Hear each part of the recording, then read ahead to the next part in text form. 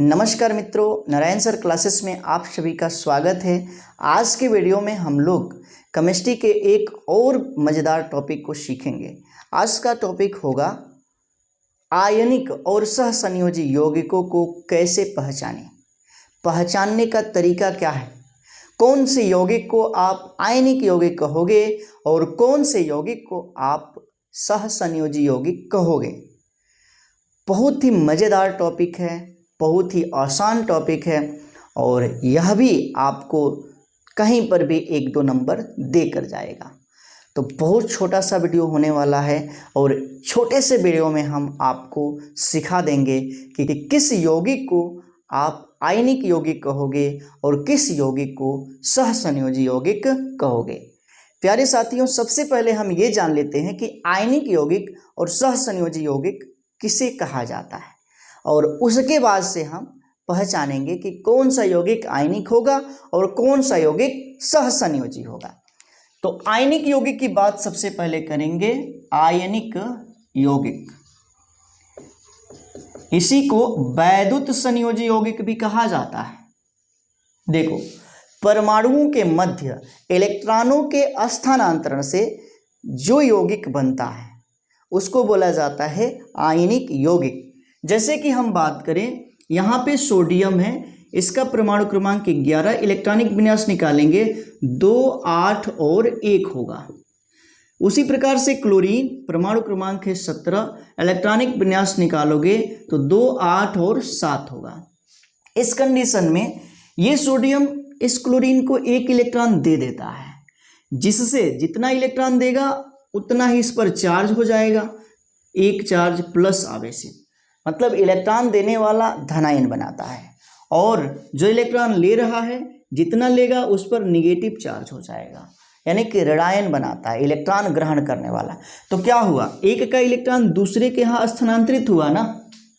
अब इसका प्लस और इसका माइनस एक बल से जुड़ेगा जिसको बोला जाता है स्थिर वैद्युत आकर्षण बल, और इसके द्वारा जुड़ करके ये यौगिक बना लेते हैं NaCl। क्या है? NaCl। तो यह जो यौगिक होगा कैसा यौगिक होगा? आयनिक यौगिक होगा। इसी प्रकार से यदि हमें पता करना हो सहसंयोजी यौगिक,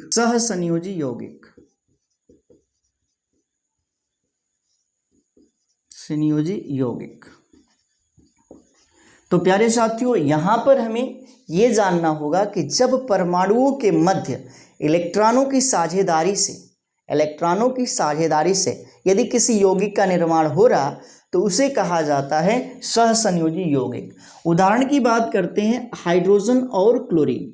हाइड्रोजन का परमाणु क्रमांक 1 होता है और क्लोरीन का होता है 17।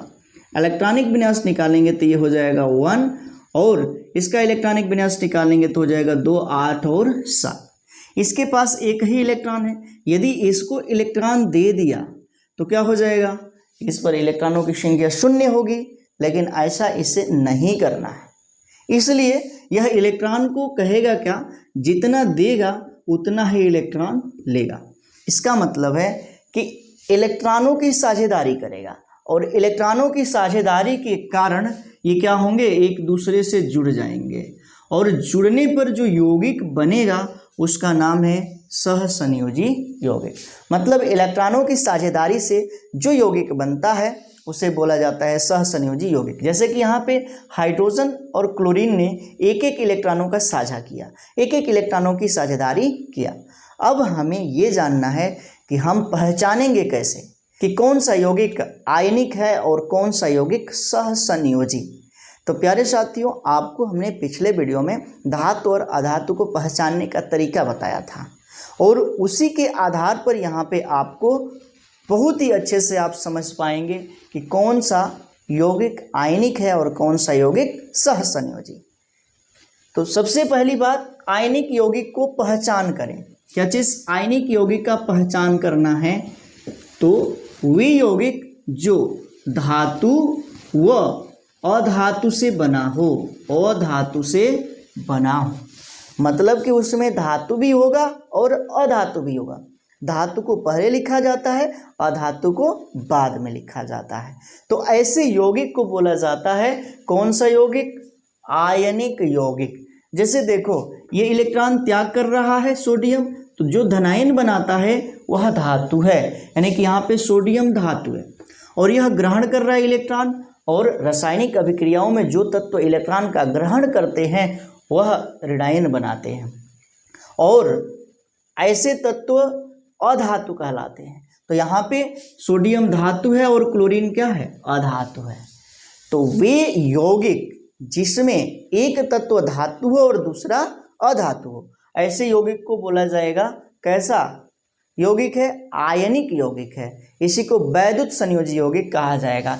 इसी प्रकार से हम ज्ञात करें MgCl2 एक यौगिक है।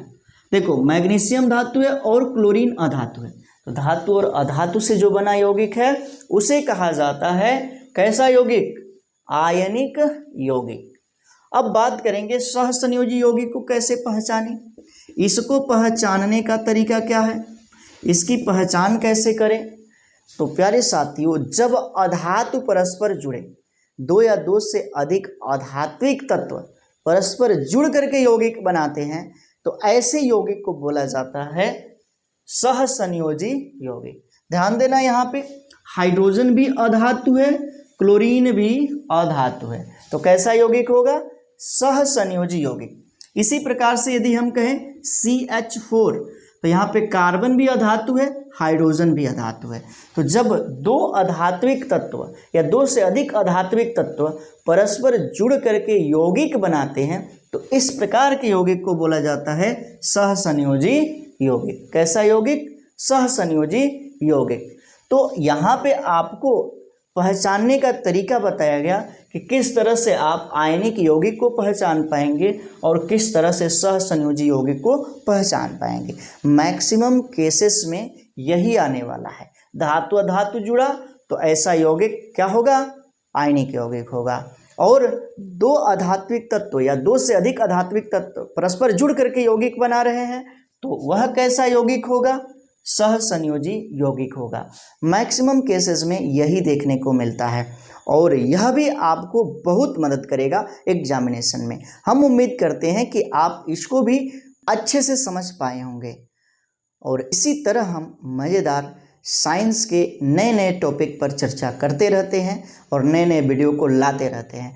तो एक बार हम कहेंगे कि यदि आप चैनल पर नए हैं तो चैनल को सब्सक्राइब जरूर कीजिएगा और इसे ज़्यादा से ज़्यादा शेयर कीजिएगा। मिलेंगे अगले वीडियो में एक नए टॉपिक के साथ साइंस के। तब तक के लिए thank you, thanks for watching. जुड़े रहें नारायण सर क्लासेस के साथ।